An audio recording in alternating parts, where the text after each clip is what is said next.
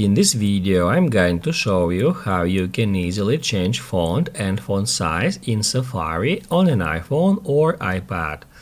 Be sure to watch the video to the very end so you don't make any mistakes.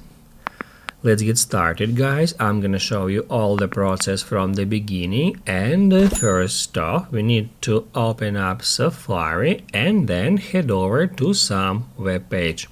Once it is done, tap right here and then select Show Reader. So guys, first off we need to activate reader mode, but keep in mind that not on every site we can enable this mode, and unfortunately we can change the font only on those sites where this mode is available.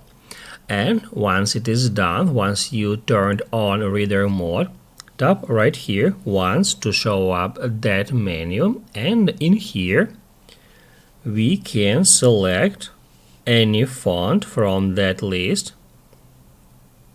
There are not so many fonts here, and that's how we can easily switch between them.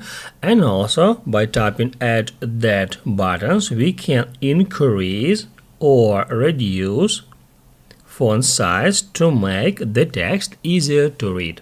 To turn off the reader mode, tap right here and then select Hide Reader to go to the default version of this site. If this video was helpful for you, don't forget to hit the like button.